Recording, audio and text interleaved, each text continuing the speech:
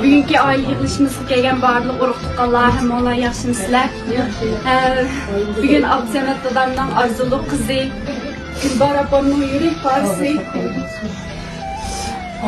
Gulbar opamning yurak parisi ko'zning to'tiyasi Gulxumarni mangulik baxt uchun sizlarning yaxshi tilaklaringlarni so'rab kirdik. Shundaqla Kuyimjon Abdusamat dadamga ham shundaqla mushundaq kunlarda Gulbar opamning yo'qligini chandurmay dasturxon hazırlagan aka hadilarga sayfan aka hadilar barliq urug'-tuqqanlarga ko'pdan ko'p rahmatimizni bildiramiz armag'aysizlar. Endi biz uchun farzand uchun endi jafo chekib cho'qqan ota-onalardan ayrilib to'y qilib ketib ekanmiz. Ota-onalarning farzandga bo'lgan yaxshi tilaklari mangu billa deb o'ylayman. Gulbar opamning ham shu yaxshi tilaklari Gulxumar bilan mangu billa. Şuna bugün bu şey otagan barliq urug'-tuqqanlar, cho'nglar, yaxshi tilaklaringlarni, yaxshi tarbiyalaringlarni Gulxumarga deb berishinglarni umid qilamiz. Hammaga ko'p rahmat.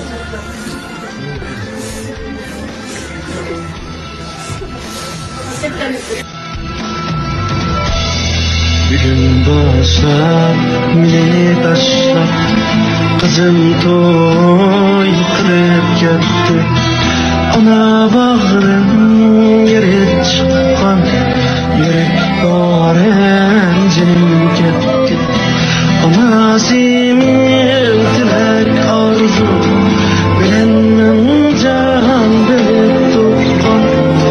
Arzuluğum tut yayım, tevelim kızım ketdi.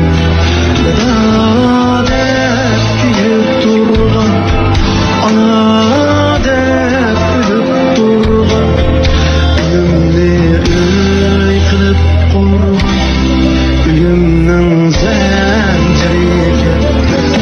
Gahi kulib, gahi yig'lab, ellayman chiqa uxlab, jahonni tongni uyg'otgan, navoliq qo'rqib ketdi. Boynumda gülüp oynab, arkamdan suç edip oğlak, yerimden ketmegen birdim, uyumdan erkisi ketdi.